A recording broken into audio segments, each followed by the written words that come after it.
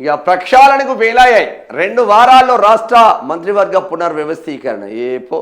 మీద వచ్చేది లేదు, పీకేది లేదు. సర్కారు ఏర్పడి 2.5 ఏళ్ళు అవుతుండడంతో నిర్ణయం, కొందరి తీరుపై అధిష్టానం అసంతృప్తి, 2 మంత్రులను తప్పించి కొత్త వారికి ఛాన్స్. ఇప్పుడు 2 మంత్రులను తప్పించి కొత్త వారికి ఛాన్స్ అంటున్నారు. తెలంగాణ ప్రజలేమో అసలు ముఖ్యమంత్రినే మారుస్తే అయిపోతుంది కదా, ఆయన ఏం మాట్లాడుతున్నాడో ఏం చేస్తున్నాడో, ఆ 6 గ్యారంటీలు అమలు చేయనందుకు, 420 హామీలు అమలు చేయనందుకు, ఇచ్చిన హామీలు మొత్తమే పక్కన పెట్టినందుకు, అడ్డం దిడ్డం భాష మాట్లాడినందుకు, లాగుల తొండలు జ్వరగొడతా, పేగుల మెడలేసుకొని తిరుగుతా, అంటే వాడిని చంపి పేగులు మెడలు వేసుకొని తిరుగుతావాను. ముఖ్యమంత్రిని మార్చాలంటున్నారు తెలంగాణ ప్రజలు. చూడాలి మరి ఏమవుతుందో. ఈయన మంత్రులను మారుస్తా అంటాడు.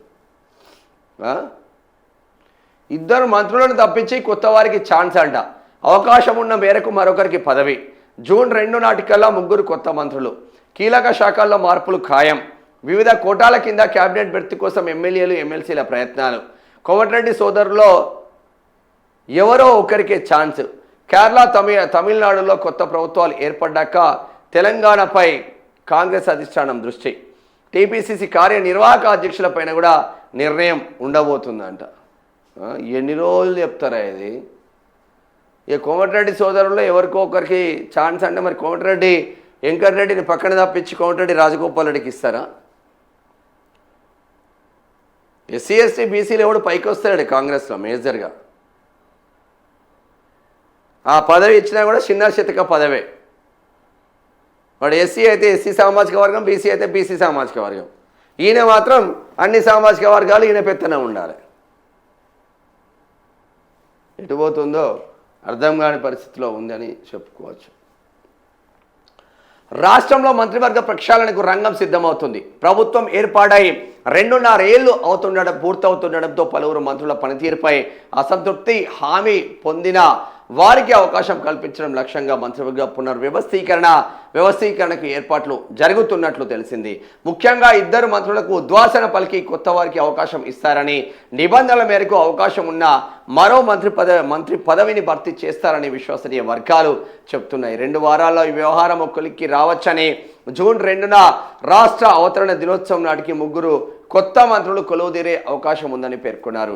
ఇటీవల అసెంబ్లీ ఎన్నికలు జరిగిన కేరళ, తమిళనాడు రాష్ట్రాల్లో వచ్చే ప్రభుత్వాల ఏర్పాటు అంశాలపై కాంగ్రెస్ అధిష్టానం తీరిక లేకుండా ఉన్న నేపథ్యంలో ఆ పని పూర్తవగానే తెలంగాణపై దృష్టి సారించనున్నట్లు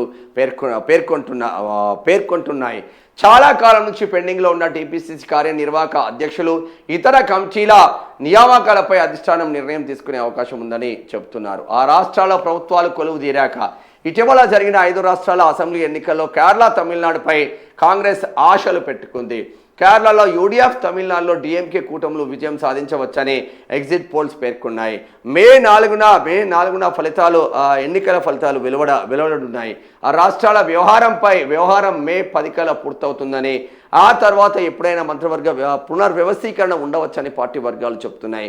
కేరళలో ఏఐసిసి ప్రధాన కార్యదర్శి కేసీ వేణుగోపాల్, మరో 2 సీనియర్లు సీఎం రేస్లో ఉన్నారు. ప్రస్తుతం తెలంగాణ కాంగ్రెస్ వ్యవహారాల్లో కేసీ వేణుగోపాల్ కీ రోల్గా ఉన్నవాట వాస్తవం. నిజంగానే సరే, తమిళనాడులో డిఎంకేతోని పోయిన్లు, కేరళలో యూడిఎఫ్తోని పోయిన్లు, ఎగ్జిట్ పోల్స్ వాటికి అనుకూలంగా ఉన్నాయి. కానీ దీనిలో కాంగ్రెస్ ఎన్ని సీట్లు గెలుస్తుంది అనేది చూడాల్సిన ఆవశ్యకత ఉంది. వెస్ట్ బెంగాల్లో 0 గెలిస్తే 1-6 గెలవచ్చు వెస్ట్ బెంగాల్. అస్సాంలో ప్రధాన ప్రతిపక్షంగా ఉంటుంది, పుదుచ్చేరిలో ప్రధాన ప్రతిపక్షంగా ఉంటుంది. కానీ ఇక్కడ ఏంది అనేది చూడాలి. తమిళనాడు కేరళ ఏకంగా సీఎం ఏమే అంటున్నారు. కానీ వచ్చే ఆస్కారం ఉందా లేదా అనేది కూడా చూడాల్సిన ఆవశ్యకత మాత్రం ఉంది. మరి ఎవరిని తప్పిస్తారు? 2 మంత్రులను తప్పించి 2 కొత్త వాళ్ళని తీసుకొని మొత్తం మీద 3 మంత్రులతో చేద్దామని చూస్తూ ఉన్నారు. వాళ్ళ పనితీరేమో కానీ రేవంత్ పనితీరే నచ్చట్లేదు అంటున్నారు తెలంగాణ ప్రజలు. పేదోడి గుడిసె గూలగొడితేవి, పెద్దోడి గుడిసె బంగ్లా మంచి కనిపించబట్టే, పక్కనున్న పేదోడి గుడిసె కూలిపోయా. రాష్ట్రంలో మొత్తం అక్రమ వెంచర్లేనే. మట్టి మాఫియా అట్లనే ఉండే, ఇసుక మాఫియా అట్లనే ఉండే, రియల్ ఎస్టేట్ మాఫియా అట్లనే ఉండే. ఏమైనా మనం సాధించినామంటే ఏం లేకపోయా. రియల్ ఎస్టేట్ ఎట్లా చేసుకోవాలి, ఏడ పెట్టుబడులు పెడితే మనకెంత పైకం వస్తుంది అనేది మీరు చూసుకోబడుతుంది.